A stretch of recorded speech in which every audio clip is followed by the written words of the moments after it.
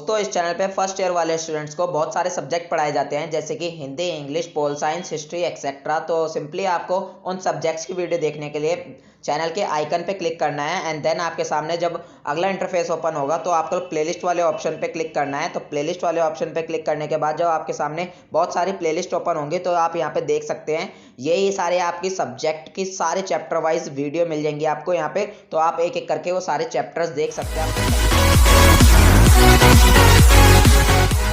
Welcome to Srivastava classes. आज के इस वीडियो के अंदर हम अपने सब्जेक्ट इंग्लिश AECC जो हमारी बुक है कम्युनिकेशन, इसके यूनिट 5 जिसका नाम है राइटिंग स्किल्स, इसका पार्ट 2 करने वाले हैं। ठीक है फ्रेंड्स, हम ऑलरेडी हमारा यूनिट 5 का फर्स्ट पार्ट अपलोड कर चुके हैं जिसका लिंक आपको डिस्क्रिप्शन बॉक्स में मिल जाएगा। और जो हमारी बाकी बची हुई चारों यूनिट है जो इससे पहले थी वो भी हम करा चुके हैं जिनका लिंक भी आपको डिस्क्रिप्शन बॉक्स में मिल जाएगा। और फ्रेंड्स, हमारे चैनल पर ग्रेजुएशन के और भी सब्जेक्ट्स पढ़ाए जाते हैं जिनकी वीडियोज़ का लिंक भी आपको डिस्क्रिप्शन बॉक्स में मिल जाएगा। ठीक है, चलिए स्टार्ट करते हैं अपना यूनिट 5 का पार्ट 2। ठीक है, तो सबसे पहले हमारा टॉपिक है वो है लेटर राइटिंग, यानी कि लेटर को कैसे लिखते हैं। ठीक है, letters can be broadly classified into formal, semi formal और इनफॉर्मल लेटर्स। यानी लेटर्स जो होते हैं उनको क्लासिफाई किया गया था, विभाजित किया होता है फॉर्मल में, सेमी फॉर्मल और इनफॉर्मल लेटर्स, इन 3 प्रकार के अंदर बांटा गया होता है। ठीक है, तो सबसे पहले हम जो फॉर्मेट देखने वाले हैं वो देखने वाले हैं फॉर्मल लेटर का। ठीक है, तो फर्स्ट होता है heading. The name and address of sender comes at top of letter whether it is an individual और an organisation. This part is also termed as return address which means receiver of letter knows whom and where to respond. यानी heading में जो आता है name और address आता है sender का, ठीक है ना, जो कि लेटर के टॉप पर लिखा जाता है। ठीक है ना, और ये जो नेम और एड्रेस होता है ये किसी एक इंडिविजुअल बंदे का भी हो सकता है, ठीक है ना, या फिर किसी ऑर्गेनाइजेशन, किसी कंपनी वगैरह कहीं का भी हो सकता है। ठीक है, जैसे कि आप किसी को लेटर लिख रहे हो, अगर आप अपने किसी बॉस वगैरह को लेटर लिख रहे हो तो क्या होगा, आप अपनी कंपनी नाम को, कंपनी वगैरह का नाम लिखोगे। ठीक है ना, या फिर अगर आप किसी और को लेटर लिख रहे हो जो कि फॉर्मल है, जैसे कि आप अपने प्रिंसिपल वगैरह को लिख रहे हो, ठीक है ना, तो आप उनका एड्रेस यूज़ करोगे। ठीक है, this part is also term. तो ये जो हमारा पूरा पार्ट हो गया हेडिंग का, जो सेंडर एड्रेस आता है जिसके अंदर, इसको हम रिटर्न एड्रेस भी कह सकते हैं। क्यों? क्योंकि इससे जो रिसीवर होता है उसे ये पता चल जाता है कि उसे लेटर वापस से, यानी कि जो उसे अपना आंसर वाला लेटर है उसे कहाँ और किसे भेजना है।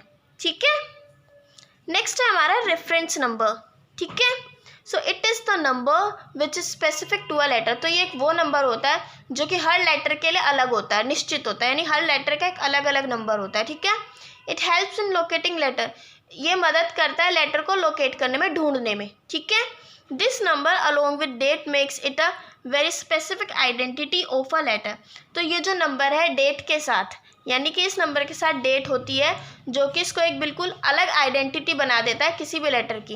यानी कि हर लेटर का उसका एक रेफरेंस नंबर होता है और उसके साथ डेट डली होती है, जिससे कि जो लेटर होता है उसके खुद की एक पहचान बन जाती है। ठीक है, नेक्स्ट है हमारा डेट। ठीक है friends, so different formats of dates are used in various countries. यानी अलग अलग तरीके होते हैं डेट के जो यूज़ होते हैं बहुत सारी कंट्रीज़ के अंदर। ठीक है, बट फॉर आवर कॉन्टेक्स्ट, लेकिन जो हम यहाँ पर बात कर रहे हैं अपने इस कॉन्टेक्स्ट से, इसमें नॉर्मल यूजेस जो हम करते हैं डेट की, वी फॉलो, जो कि हम फॉलो करते हैं डेट, मंथ, ईयर। हम अपनी डेट के लिए ये फॉर्मेट फॉलो करते हैं, डेट, मंथ, ईयर। ठीक है, but for official purpose we adopt any one of following styles for date writing. लेकिन ऑफिशियल पर्पज़ के लिए, यानी किसी ऑफिस के काम वगैरह के लिए, हम इनमें से कोई भी एक तरीका अपनाते हैं डेट का। लाइक 28 सितंबर 2019, यहाँ पे डेट, मंथ, ईयर। सितंबर 28, 2019, यहाँ पे मंथ, डेट, ईयर। या फिर 28 सितंबर 2019। ठीक है, तो ये भी 3 तरीके होते हैं जिनमें से कोई एक हम अपने ऑफिस के लिए यूज़ करते हैं। बाकी जो मैंने पहले बताया था डेट, मंथ, ईयर, वो हम यूजुअली हर जगह इस्तेमाल करते हैं। ठीक है फ्रेंड्स, नेक्स्ट है हमारा इनसाइड एड्रेस। तो इनसाइड एड्रेस क्या होता है? ठीक है, it is name and address of receiver of letter. तो ये होता है एड्रेस और नाम लेटर के रिसीवर का। ठीक है ना, यानी जिसको लेटर भेजा जा रहा है। ओके, नेक्स्ट हमारा सब्जेक्ट लाइन। ठीक है, इट इज़ 1 लाइन। ये 1 लाइन का होता है लगभग। सब्जेक्ट ऑफ लेटर, यानी कि जो हमारा लेटर हो किस विषय से रिलेटेड है। ठीक है ना, तो ये 1 लाइन का होता है। इसके बाद आता है हमारा सैल्यूटेशन। ठीक है, सो कॉमनली सैल्यूटेशन के लिए हम यूज़ करते हैं सर या फिर मैडम। ठीक है ना, या फिर इनके अलावा डियर सर या फिर डियर मैडम, इन शब्दों का इस्तेमाल करते हैं। ठीक है, एग्जाम्पल है जैसे कि अगर हम किसी को जानते हैं फ्रेंड्स, ठीक है ना, जैसे कि कोई मिस्टर राजीव खन्ना हो गए, ठीक है ना, वो मेरे कोई दोस्त हैं, ठीक है ना, सोच लो आप। तो अगर मैं उनको लेटर लिख रही हूँ तो मैं उनके लिए सैल्यूटेशन का जो इस्तेमाल करूँगी, मैं करूँगी डियर मिस्टर खन्ना। मैं उनका जो फर्स्ट नेम होता है राजीव, मैं उसको इस्तेमाल नहीं करूँगी, जो उनका सरनेम होता है मैं उसको शो करूँगी। ठीक है ना, ऐसे डियर मिस्टर खन्ना या फिर डियर मिसेस मलिक, ठीक है ना, कोई भी हो सकता है। या फिर जिन्हें हम नहीं जानते उनके लिए हम इस्तेमाल करते हैं डियर सर और मैडम। ओके फ्रेंड्स, तो सैल्यूटेशन हो गया। फिर इसके बाद आता है हमारे लेटर की बॉडी ऑफ लेटर। ठीक है ना, सो ये जो होती है, ये इसको डिवाइड किया गया था थ्री पार्ट्स के अंदर, हमारी लेटर की बॉडी को डिवाइड किया होता है। फर्स्ट होता है इंट्रोडक्शन या फिर ओपनिंग पैराग्राफ, यानी कि जब हम लेटर को लिखते हैं तो उसके अंदर 3 पैराग्राफ लिखने होते हैं। पहला पैराग्राफ होता है हमारा इंट्रोडक्शन का या फिर opening paragraph. When you right about background, यानी कि जब हम बैकग्राउंड के बारे में लिखते हो, या फिर कॉन्टेक्स्ट ऑफ लेटर के बारे में, यानी कि आप लेटर किसके संदर्भ में लिख रहे हो, किस बारे में लिख रहे हो, ठीक है ना, और इंट्रोड्यूस करते हो टॉपिक को, ठीक है ना, तो उस पैराग्राफ को कहते हैं इंट्रोडक्शन या फिर ओपनिंग पैराग्राफ। ठीक है फ्रेंड्स, नेक्स्ट है डिटेल्स ऑफ बॉडी और मेन पैराग्राफ, यानी कि डिटेल्स, अब हम जो हमारा जो भी हम लिखने वाले हैं हम उसकी डिटेल्स लिखेंगे और इसको मेन पैराग्राफ भी कहते हैं। ठीक है, this is the main part of body, ये हमारी बॉडी जो होती है लेटर का उसका मेन पार्ट होता है। Where writer can gives details of content to be conveyed, जिसके अंदर राइटर जो होता है वो डिटेल्स देता है अपने कंटेंट से रिलेटेड जिसको वो आगे भेजना चाहता है। ठीक है ना, यानी इस पैराग्राफ के अंदर सारी मेन बातें लिखी होती हैं उस टॉपिक से रिलेटेड। ठीक है, जो थर्ड पार्ट है हमारा वो है कंक्लूजन और क्लोजिंग पैराग्राफ। ठीक है ना, so this is section of body, तो ये बॉडी ऑफ लेटर का वो सेक्शन है where writer focuses on action required from the recipient of letter, जहाँ पे राइटर जो होता है वो फोकस करता है उन एक्शंस पे जो कि उठाए जाने चाहिए रिसिपिएंट ऑफ लेटर के द्वारा। ठीक है ना, जैसे कि होता है ना, कई बार हम ये बताते हैं कि आपको इस समस्या से रिलेटेड ये करना चाहिए। ठीक है ना, so closing should be very effective to get desired action done, तो क्लोजिंग जो होती है यानी कि जब भी आप अपने लेटर को ख़त्म करते हो तो वो इतनी इफेक्टिव होनी चाहिए जिससे कि जो आप एक्शन चाहते हैं कि हाँ ये होना चाहिए वो हो सके। ठीक है, नेक्स्ट होता है हमारा कॉम्प्लीमेंट्री क्लोज। तो ये कॉम्प्लीमेंट्री क्लोज क्या होता है? आफ्टर क्लोजिंग पैराग्राफ, यानी कि जब आप अपनी बॉडी ऑफ लेटर ख़त्म कर देते हैं, यानी कि क्लोजिंग पैराग्राफ भी लिख देते हैं, तो उसके बाद लेटर जो होता है उसको हम अचानक से बंद नहीं करते, यानी कि अचानक से लेटर को वहीं नहीं छोड़ देते। ठीक है ना, द फ्रेजेस लाइक, तो हम ऐसे फ्रेजेस का इस्तेमाल करते हैं जैसे कि योर्स सिंसियरली, योर्स ट्रूली, ठीक है ना, इनका इस्तेमाल किया जाता है सिग्नेचर स्लॉट से पहले, यानी कि अपना साइन करने से पहले ऐसे शब्दों का इस्तेमाल किया जाता है और इनको कहते हैं कॉम्प्लीमेंट्री क्लॉज। ठीक है, नेक्स्ट है हमारा सिग्नेचर स्लॉट।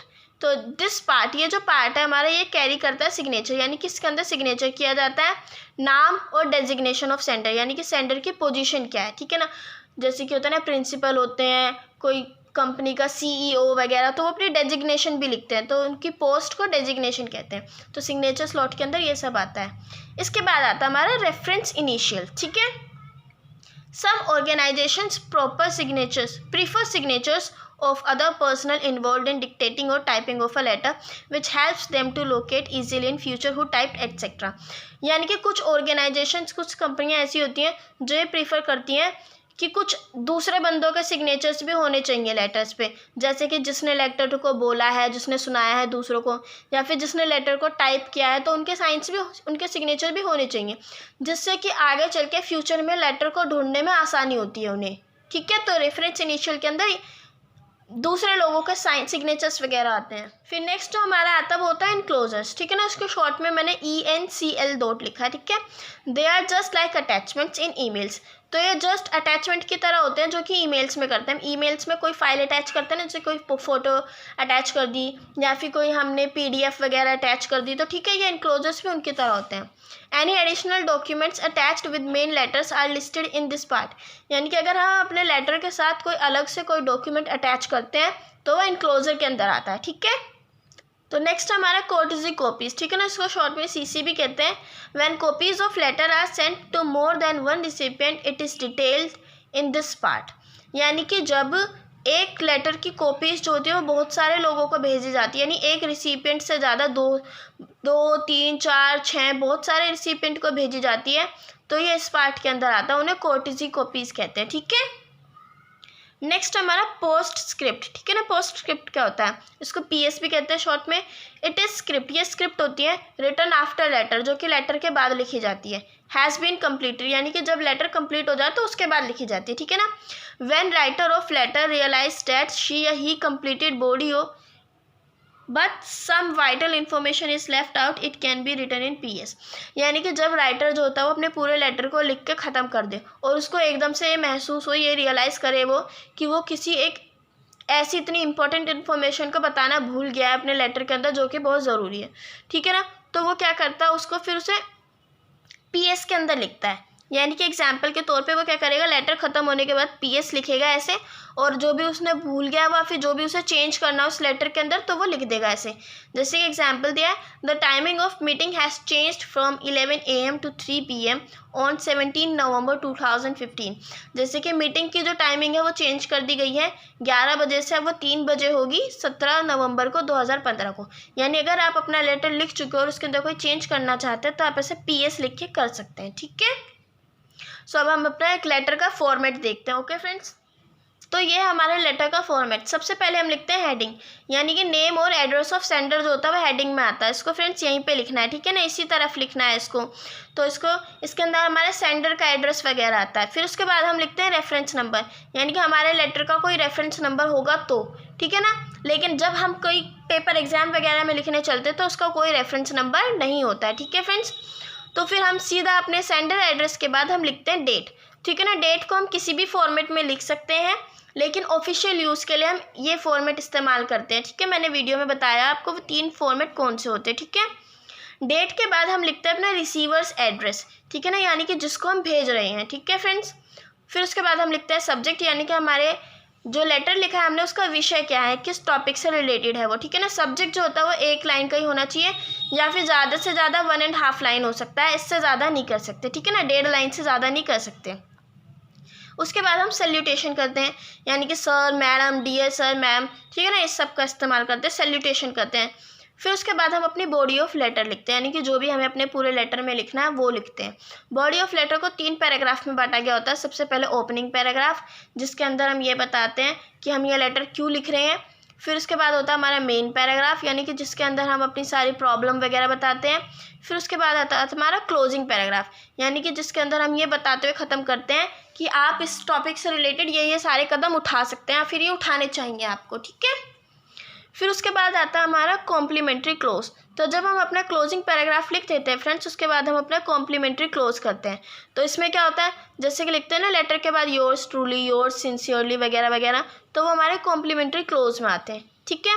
फिर योर्स ट्रूली सिंसियर लिखने के बाद हम अपने सिग्नेचर करते हैं एंड डेजिग्नेशन की पोस्ट क्या है, ठीक है ना। अगर कोई सी बड़ी पोस्ट पे है तो आप पोस्ट लिखोगे, वरना नहीं लिखोगे, आप अपना नाम है वो सिग्नेचर करके छोड़ दोगे।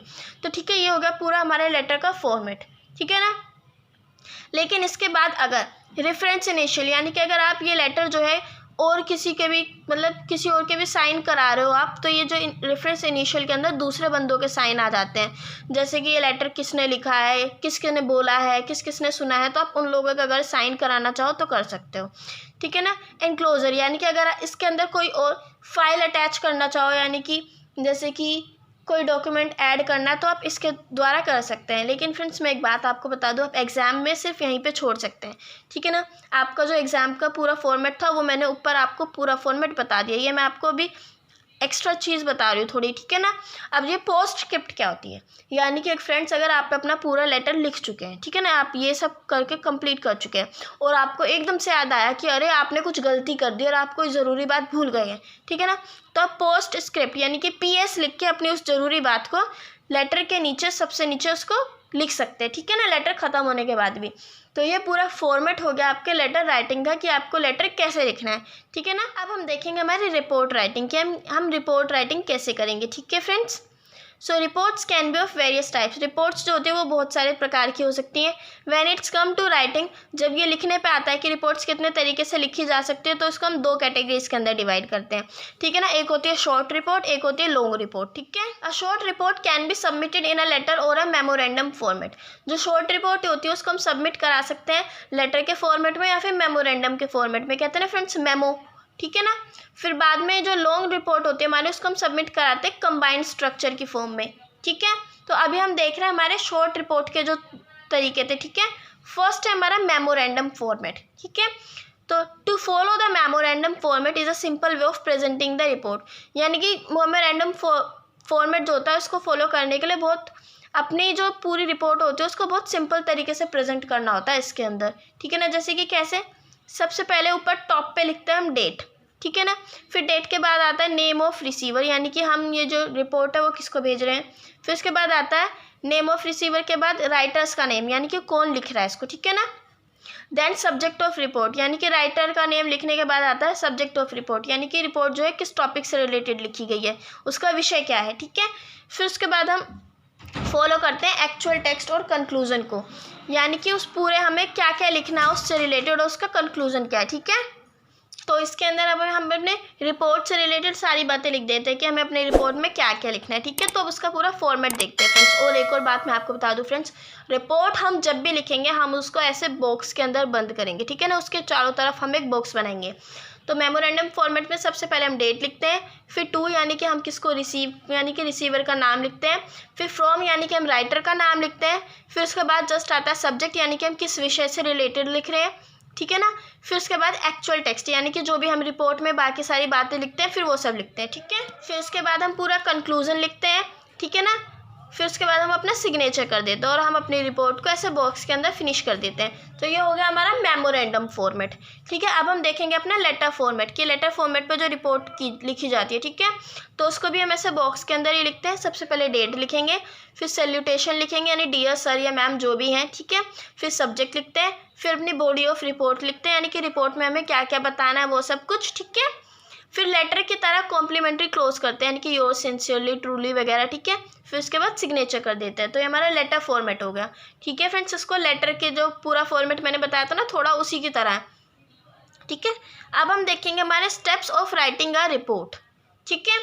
So while writing a report one must read the instructions या फिर क्वेश्चन केयरफुली बिफोर राइटिंग, यानी कि जब कोई रिपोर्ट लिखने चलता है तो उसको सबसे पहले जो भी उसको इंस्ट्रक्शन दिए जाते हैं फिर क्वेश्चन दिया जाता है उसको सबसे पहले लिखने से पहले उसे ध्यान से पढ़ना चाहिए कि उसे रिपोर्ट लिखनी किस टॉपिक से रिलेटेड है, ठीक है।